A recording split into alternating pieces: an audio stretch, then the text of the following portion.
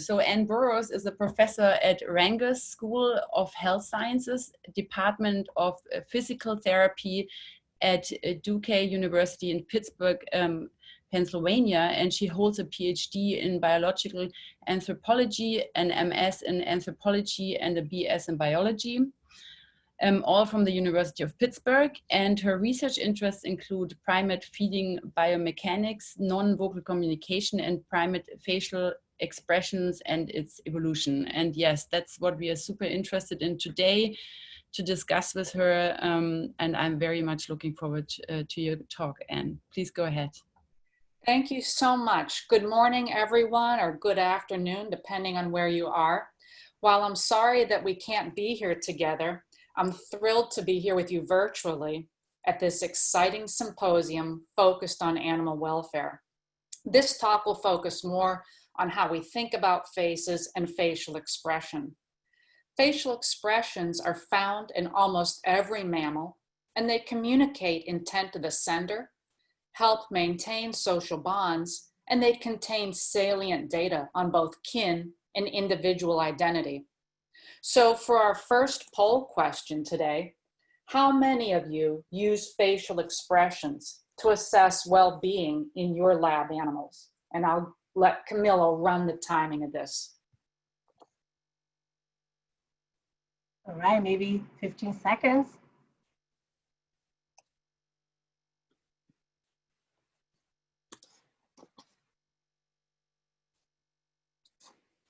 Oh, people are still answering. I'm gonna hold on for a second. Okay.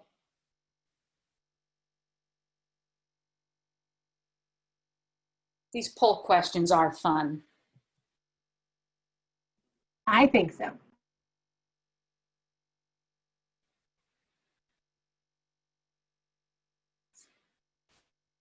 Wow, very interesting set of results. I especially appreciate the honesty of the I don't know responses. Well, following up on Dale's excellent talk on mice, let's take a journey now through Rhesus macaques, one of the most common lab animals out there, and take a look at what we can learn about their faces relative to everyone's work. Oops. Studying the face is a pleasant experience, but it also gives us important information on how a mammalian species' brain is organized and what variables may have been important during evolution of the human brain. Brains of many mammalian species, including primates, have evolved in association with the ability to recognize faces and use this information to build complex, large social networks. The computational demands associated with increasing group size and complex social hierarchies is associated with both increasing facial expression repertoire, and increasing cortex volume. The face is also the site of most modes of communication. Mammals communicate via auditory, chemical, tactile, and visual modes. Primates, of course, use auditory, chemical, and tactile modes, but our focus today is on primates and visual communication.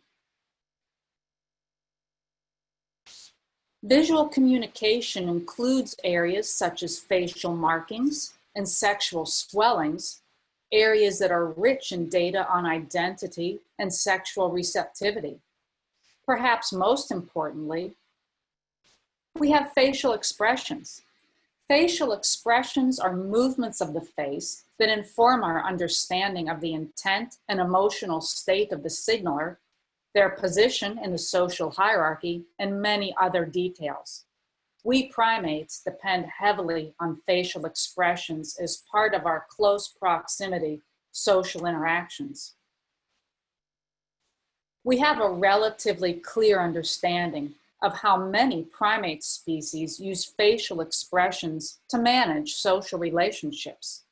We have constructed muscle-based, objective facial action coding systems for humans and other primates that allow us to compare facial movements among different primate species. Faces move by way of contractions of mimetic muscles. This musculature is present in all vertebrates and serves to move the face into expressions that are used to manage social relationships. Thus, an understanding of a species' mimetic musculature can improve our understanding of social behavior and neurobiology. Macaques are an ideal group to focus on as a model of how primates use facial expressions, the challenges associated with interpreting these facial movements, and how we might be able to use facial expressions to manage the well-being of macaques in captive settings. Macaques come in an incredible and delightful range of behaviors and morphologies, from the Tonkian macaque and crab-eating macaques with their generous rings of fur around their faces, to the nearly bald-faced crested macaques and Rhesus macaques. Macaques are the most successful and ubiquitous primates after humans. They have one of the broadest geographic ranges among contemporary primates, ranging from northern Africa and southern Europe, Southeast Asia, and Japan. They inhabit the most diverse ecological regions, including semi-desert, mountains, evergreen forests, and tropical forests. Macaques are arranged into 4 groups, and differences in ecology and social behavior are vast. Macaques are a monophyletic group located within the Papionin tribe that includes a variety of other quadrupedal, African, and Asian groups. As Papionins, macaques possess the traits of relatively large social groups, terrestrial quadrupedalism, a mostly frugivorous diet, and cheek pouches. Socially, they're generally characterized by female dominance, multi-male, multi-female groups, and dominance along the matriline. Based primarily on molecular data, it seems that macaques split from the other Papionins around 9 million years ago, which is fairly recently. The oldest known fossil of a macaque dates to about 5 million years ago, and this map shows where those fossils have been located. Fossil data indicate that the first macaques evolved in northern or eastern Africa. And you can see the circles here indicating fossil macaques, and they extend all the way to northern Europe. While their origins appear to be northern or eastern Africa, in short time they moved into Eurasia and the Near East. There is evidence that this migration occurred in 3 successive waves, as shown by the thick black arrows here. 1 wave moving into Europe, 1 moving into the northern Middle East, and 1 moving into the Arabian Peninsula. Eventually, these waves moved into Southeast Asia as well. The Barbary macaque, Macaques sylvanus, was the first wave to split off and is still represented in southern Europe. The other waves resulted in the other 3 clusters of extant macaques, the Silenus group, located in Southeast Asia and the most ancient of the 3 groups, the Seneca group, which is also located in Southeast Asia and China, and the Fascicularis group, which includes the Rhesus macaque. While macaques share fundamental morphological traits and socio-demographic characters, they differ broadly in their pattern of aggression, affiliation, dominance, and nepotism. Because of these differences, we can rank the species on a 4-grade scale of increasing social tolerance. A score of 1 indicates despotic species and includes Rhesus macaques. These species are characterized by strong constraints on social interactions imposed by dominance and kinship. Low-ranking individuals routinely and frequently signal submission by using a formal facial expression of submission called the silent bared teeth display, or the fear grimace. A score of 4, as shown on the right, indicates tolerant species and includes the crested macaque and lion-tailed macaque. Here, outcomes of social interactions are less certain and dominance hierarchies are much more relaxed. In these species, the silent bared teeth or grimace display is not a formal signal of submission, but is typically associated with affiliative interactions. We generally conceptualize facial expressions in humans and in some primates as consisting of 6 universal facial expressions, facial movements that are recognized across cultures, ages, socioeconomic statuses, and genders. And here comes our second poll question. Which of these faces do you think depicts the emotion of fear? And you'll have a set of choices from A through F. And we'll let Camilla handle the timing of this. Sorry about that. I think I missed the F. That's okay. Just a hint, fear is not F. And I'll give you some time to answer that.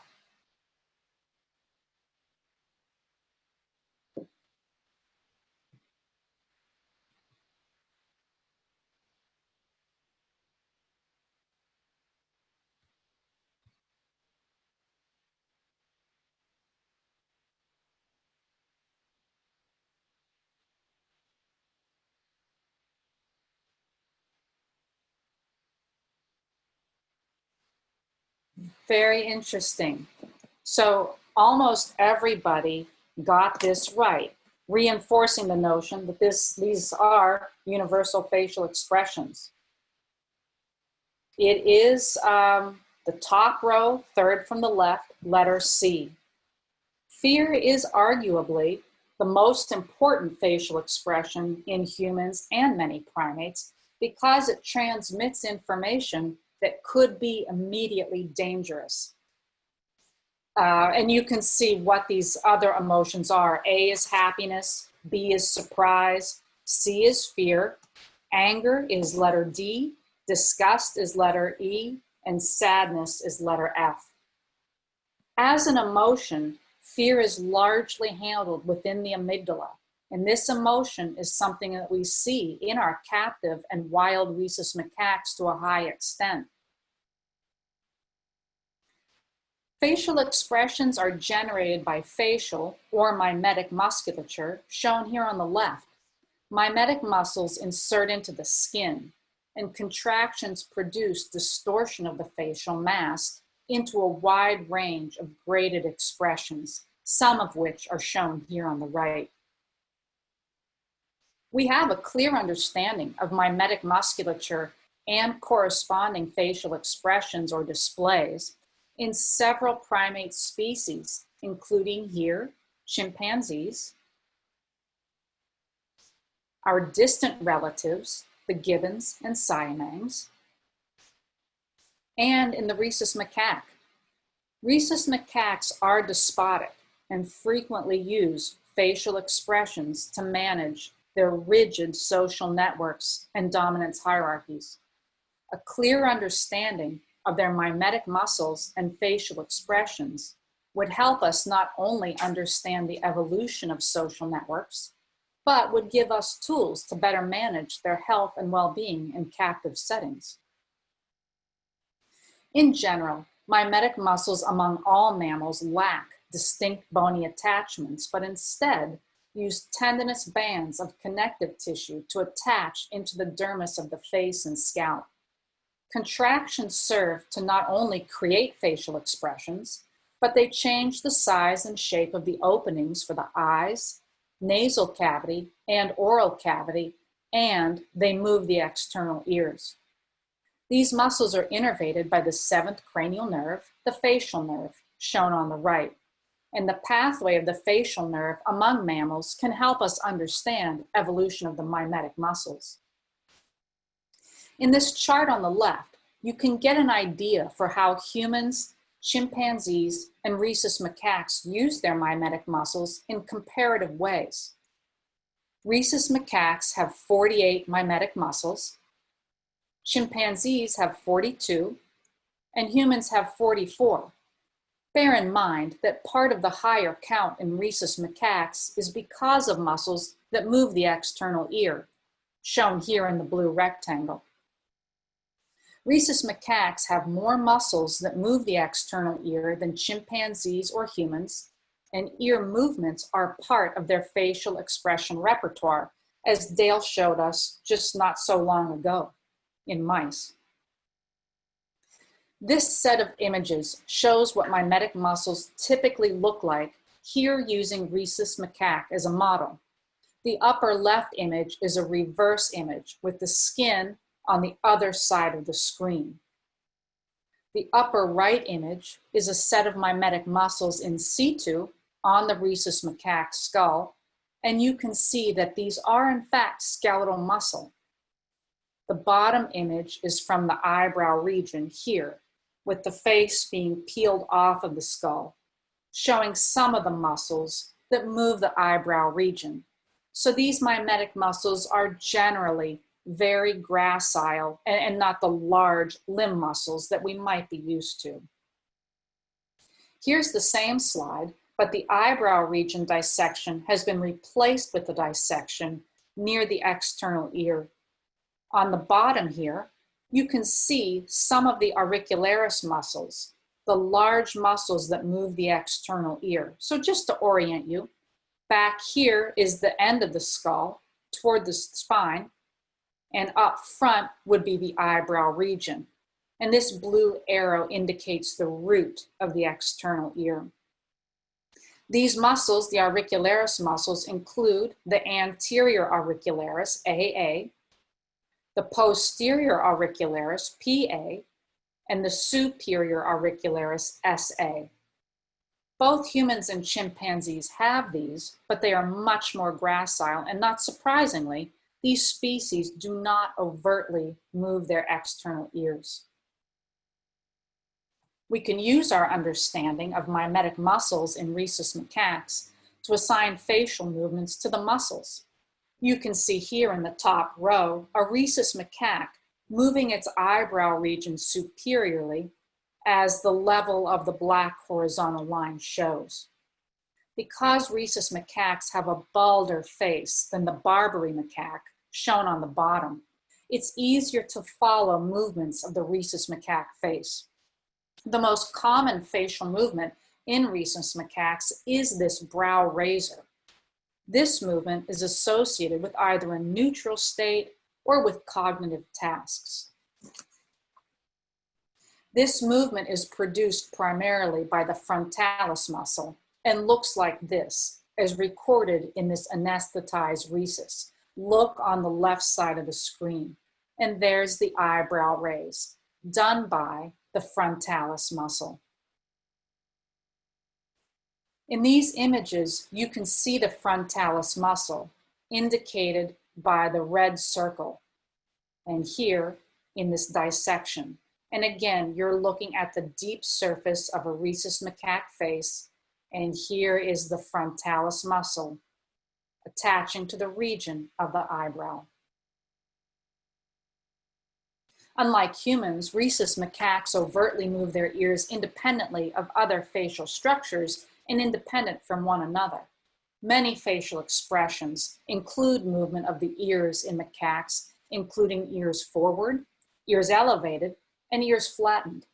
We can easily see ear movement in the Rhesus macaque with its relatively bald facial region, compared to other species that have mane-like rings of fur around their faces, such as this lion-tailed macaque, where the external ears are very difficult to visually locate. Here is an example of ear movement in an anesthetized macaque. Here, the superior auricularis muscle is being stimulated to provoke the ear elevate movement, which is sometimes associated with social interactions. And there you can see elevation of the ear. You can see Rhesus macaque ear muscles are generally larger than those in humans. Here's the anterior auricularis muscle, which is associated with ears forward. Here's the posterior auricularis muscle associated with ears flattened. Look how much larger it is in the macaque than in humans. And the superior auricularis muscle. This dissection of the auricularis muscles, again, gives you an idea of how robust these muscles are in the Rhesus macaque.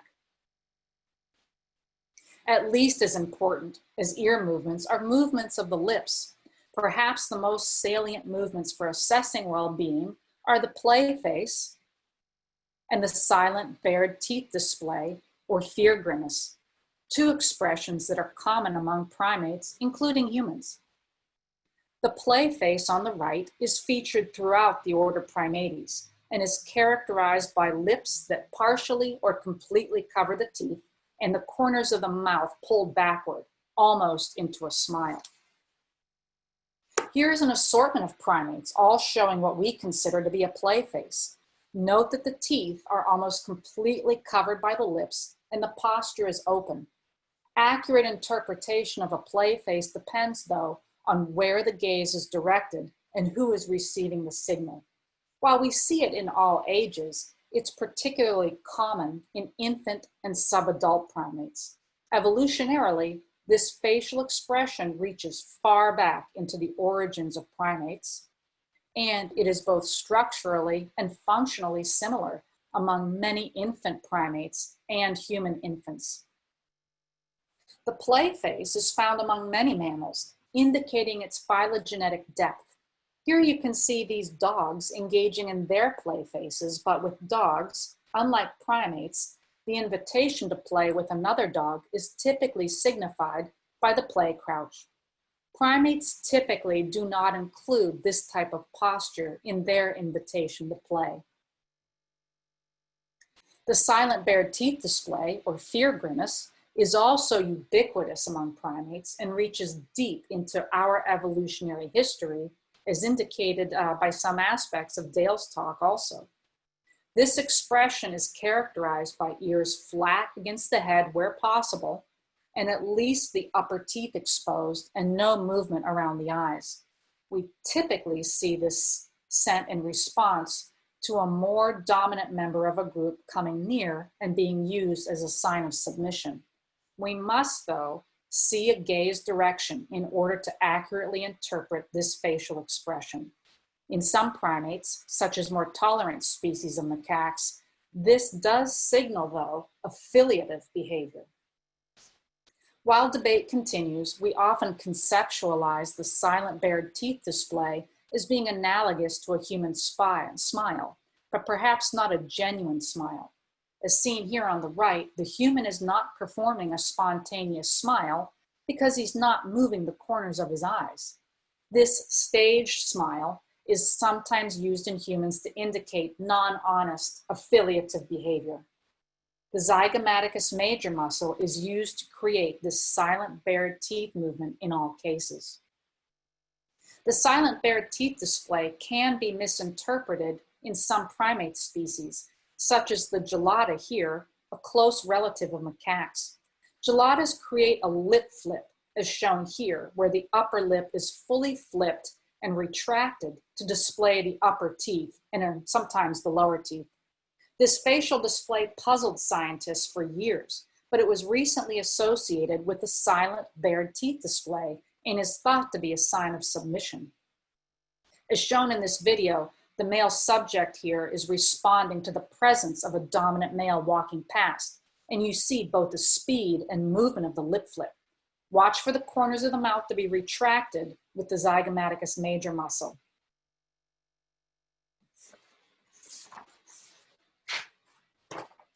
The grimace is present to a lesser extent in other mammals, such as the dog.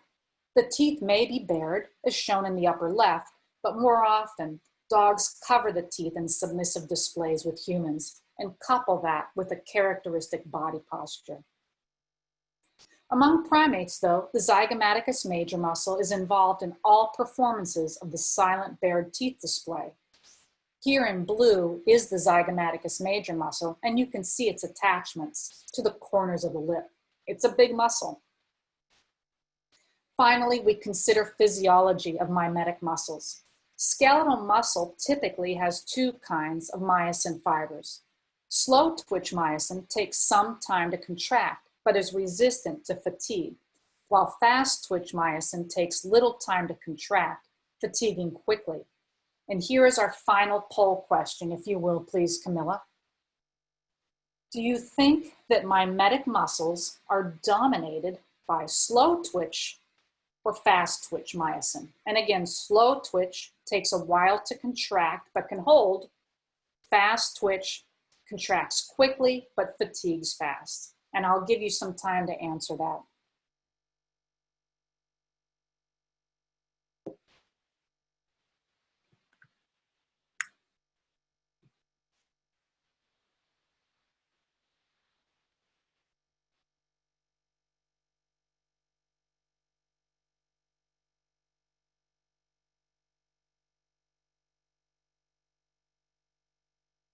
Okay, I'm gonna end the poll.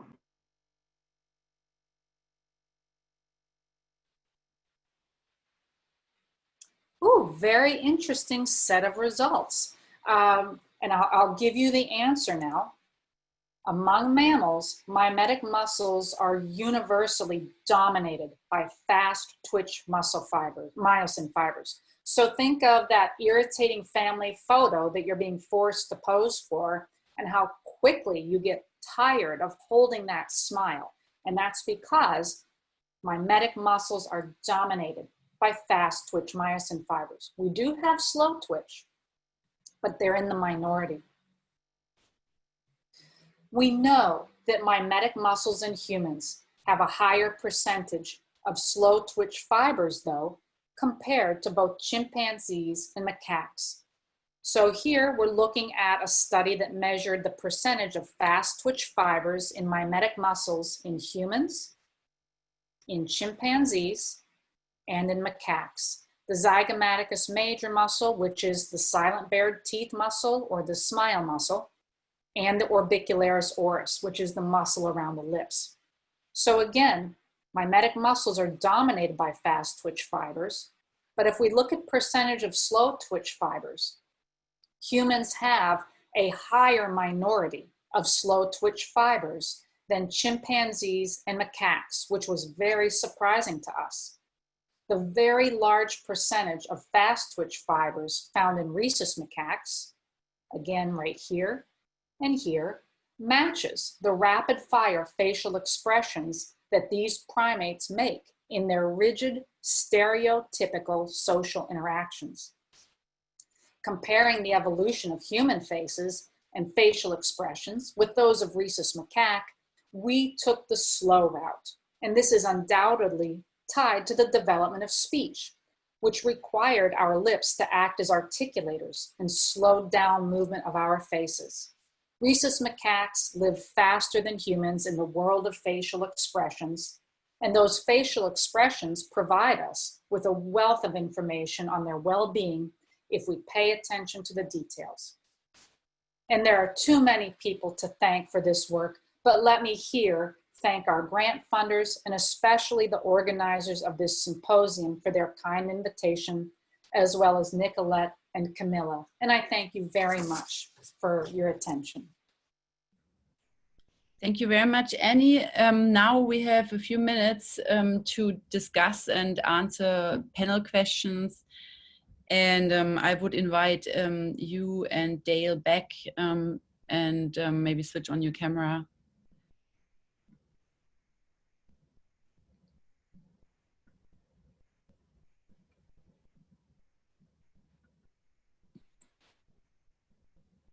Okay, yeah, wonderful. Annie, you said it quite well. You said that the facial expressions give us a tool to better manage the health and well-being of the animals we take care of. And I think that's exactly what we were thinking when we asked you and Dale to be here for the Grimace scale panel, because obviously, I think the first facial expressions we assessed more were in humans to understand human babies better, because they couldn't talk to us, and it evolved from there. But as I said before, there's a lot still to be learned, and especially not only for the non-human primates, which is, as you could really demonstrate, you have to know a lot about those to understand them well, but also about the rodents. As Dale in her lab, I think they were mainly looking at mice and rats, but now there are also other groups looking at rabbits and so forth. So yeah, I would start the discussion with one question that came in for Dale.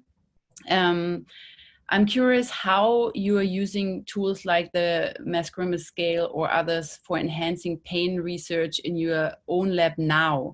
How do you hope this will enhance the translation of pain research? So I have moved on from animal research to clinical pain research, so I don't use the Grimace scale now in my work. But part of what I do now is try to understand the whole picture of the pain experience. So understand pain in the context of other emotions, depression, anxiety, fatigue, sleep disturbance, that sort of thing.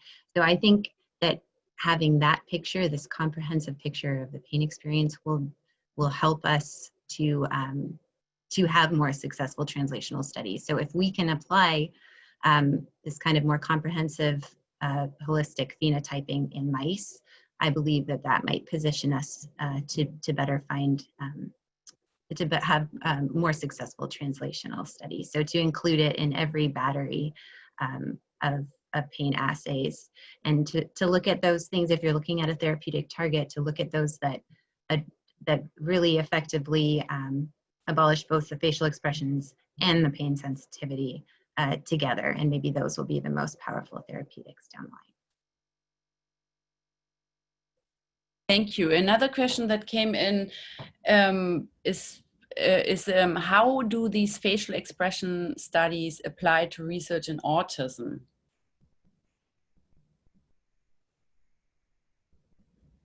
I have not really thought about that, but so this goes back even further than my PhD to undergraduate work, where I studied facial expressions of fear associated with psychopathy. And psychopathy and autism, though not related, both involve that I'm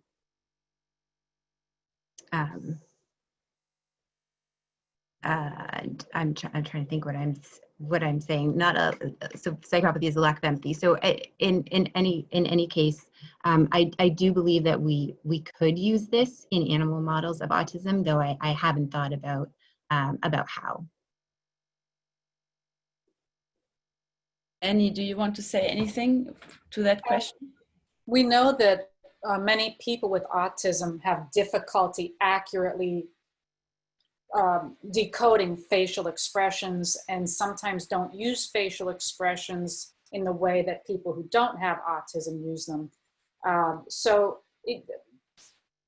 More than anything, I think it gives us an idea into the neurobiology of facial processing and how far that reaches, because it seems like almost every day we're learning more areas of the brain are involved in facial processing, where we used to just think it was part of the amygdala and part of the temporal lobe. And now we're seeing this explosive expansion of areas of the brain that are all feeding back and forth into one another.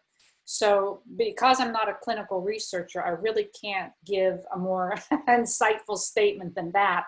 But I think that it may help us understand some of the neural pruning that's not going on properly in people who have certain kinds of autism. Okay, and thank you for your answer. And there's another question for you, Annie.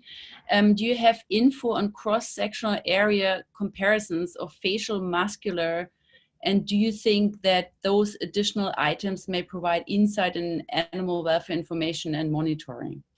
So cross-sectional area, I'm wondering if the person asking the question means muscle fiber architecture.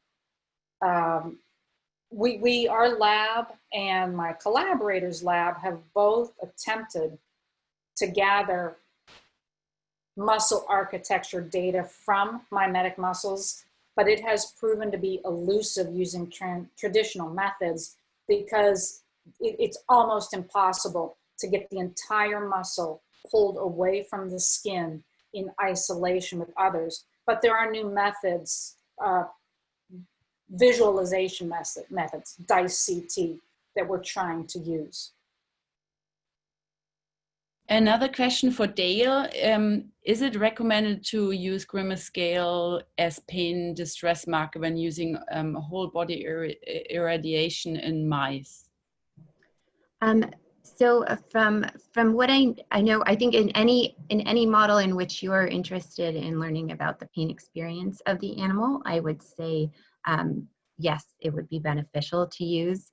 I did do a quick search because I saw that question on PubMed, and I see that there is something that looks at eye position, a scale that's used to look at eye position, at activity level, and at body posture. And so it seems that people are already going down that route. But yes, I would say any model that involves pain, facial expression could be evaluated and be informative. And another question, people are obviously also thanking you for the interesting talks. You both focused on facial expressions of animals, but how important is the body language for the communication of social animals? That is to you both. We see posture as a salient signal in many mammalian species that are highly social. For example, dogs, horses, when they're in pain, typically adopt a more flexed posture. And as Dale said, the posture of the ears can't be their importance can't be overstated. So I mentioned the reason that we started studying facial expressions was because we thought they might be communicating their pain socially, but we never got to answer that question because we got so far down this road of can we actually measure them. So we never studied body postures in particular, and in fact, we wanted to block them out so that we could just focus on the face. But we have seen, in females, not males, if a mouse is in pain over in one little section of a little maze, and the other mouse will go and sit right beside them. Whether they're going to them because of the body posture or their facial expressions, we're not so sure. Yeah, it's actually an interesting question because we may talk a little bit more about that. Obviously, the facial expressions are very, very important to observe, but it's not all. Like we cannot, I don't think at this point it's a good idea to only focus on the facial expressions. You obviously look at the whole body, as we already said. For example, mice, they press their abdomen against the cage floor and they stretch their hind legs depending on what issues they have. So there are other indicators. Obviously, we also measure the weight, which is of course a late indicator if there's something wrong, but there are other things you do when you monitor the health and the well-being of an animal. Maybe you want to speak a little bit about that as well. And then there's one other question. Do you think the mouse and the red Grimace scale can be used in isolation to determine analgesic requirements and humane endpoints, or should they be incorporated in a more comprehensive welfare assessment? Sorry, I just basically already said something about this, but I want to hear your take on that. Also, both of you, what are your experiences with researchers monitoring and caretakers monitoring their animals? What do they look at in your experience? So I think I am always for, in both mice and humans, looking at pain from as many angles as possible. So I would never use this as a single endpoint, although perhaps other researchers may differ in their opinion. And I wish I could see how the health and welfare of animals are and have been affected maybe by the implementation of these kind of scales. But I no longer have that experience. So I'll let Anne answer that one. Well, while I don't work directly with Rhesus macaques in the lab setting, my colleagues do. And it's my experience that many people who work with them are looking at multiple variables, not just facial expression, but rate of respiration, movement, vocalizations, position of piloerection. So it is my sense, although limited, that people do pay attention to facial expression in a multitude of variables. Yeah, thank you very much. I think it's important that we keep that in mind, that of course it's only one tool, but it seems to be a very important one, and we find more and more, like there's more and more research on that. There was also a paper showing that low-grade pain was otherwise missed, you know, if you don't do the facial, if you don't look at facial expressions. And it also seems to be pretty easy to train personnel on doing those. I actually did a pain workshop with my PhD supervisor, Paul Flecknell, who's known for doing those trainings. And it was interestingly pretty easy to get trained on the Grimace scales. And it's really promising, because that's another big factor, obviously, when you monitor animals, that you want to make sure that everybody is having the same objective, or kind of as objective as possible, look at the animals, so you don't have variation in the scoring.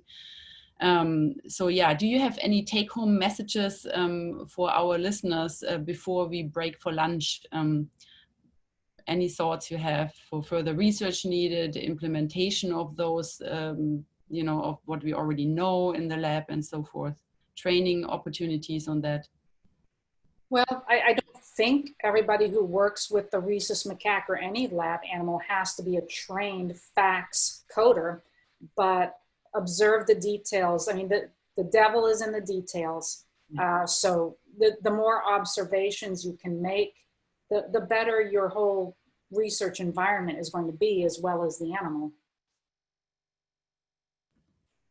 I would echo that too. The more observations you can make from as many angles, yeah, the better research we'll do, the better care we'll take of the animals.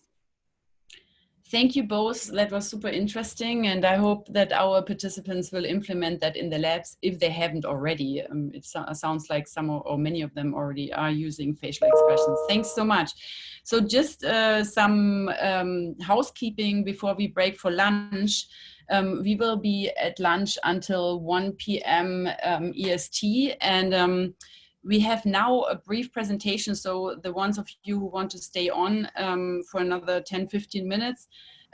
Here in Washington, D.C., we have the charity, the Animal Welfare Institute, and Kathy Liss is going to give a brief presentation, because they have some good resources for refinement available. One of them that I really like is they have a curated refinement database, where you can find published articles and books on the topic of refinement of housing, care, husbandry, and also experimental refinements, anesthesia, analgesia, humane endpoints, killing methods, and the like.